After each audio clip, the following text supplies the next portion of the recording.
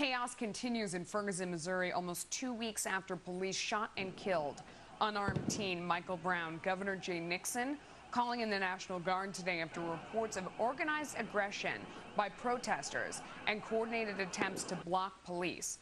Questions about why there is no video evidence of the August 9th altercation, leading to a new proposal to outfit officers with body cameras to help avoid future incidents. Joining me now on the phone is former NYPD private investigator and president of CMP Protective and Investigative Group, Tom Ruskin. We also have Fox News' Brian Kilmeade is here, and Dan is back with us as well. Tom, let me ask you, do you think that a body camera would make a difference in this case, and why? No, it wouldn't make the only thing that would make a difference is the follow-up investigation. Police and investigators would know quickly what happened there if the camera was focused on the incident itself. There are a lot of cameras in police cars now, in the front of police cars, which do catch some of these incidents. No, it wouldn't be avoiding what's happening now, but it would help with the investigation. You know, makers of the cameras point to how effective they are, saying that in Rialto, California, for example, when they got them, complaints against the police dropped by 88%.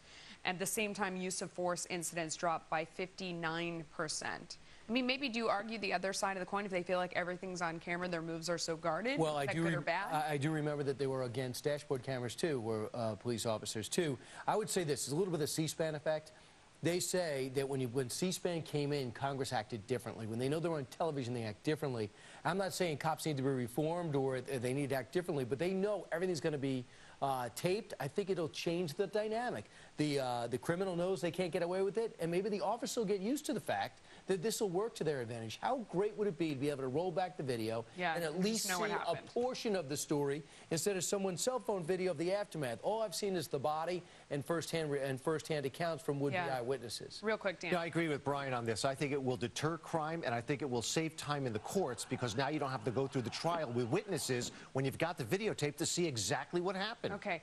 Among the thousands of Ferguson protesters, this was bizarre, was Twitter founder Jack Dorsey. He is a St. Louis native himself. Dorsey returned home this weekend, and he marched alongside protesters, live tweeting and posting Vine videos the entire time.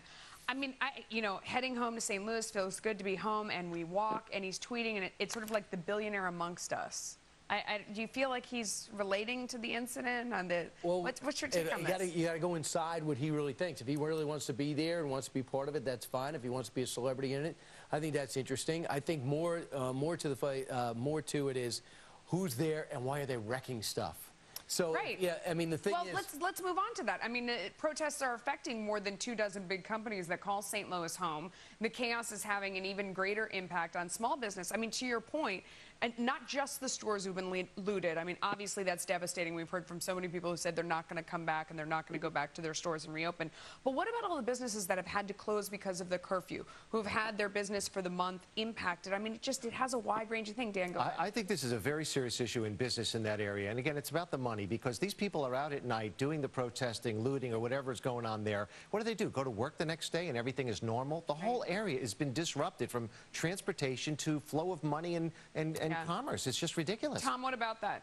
Well, listen to how much damage is being done by these people and how much money is being cost in police overtime, and now you have the National Guard responding. I mean, at a certain point in time, you know, the police and law enforcement has to put a stop to this. Yeah. People being looted. I mean, innocent people who are working hard in that area are being looted because these people feel that this is a chance for them to loot and steal people who have nothing to do with this incident.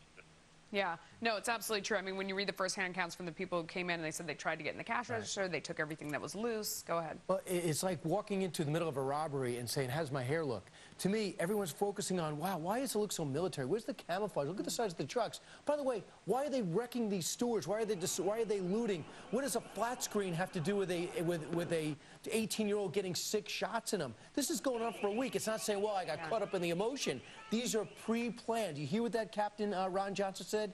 These are pre-planned. They planned on doing this even before the curfew was out. And I think it's totally out of control, and they got to line up before it gets dark. Line up now. Tom, real quick, last comment before we go. Well, listen, what we know from past instances around the world as well as in the States, there are a lot of outside agitators who come and take advantage of these types situations. And what you'll see by the arrests that are going to be made in the next couple of days, you'll see where these people are from who are actually being arrested. Okay. All right, we got to go. Thanks to all three of you. Summertime, a time of sun.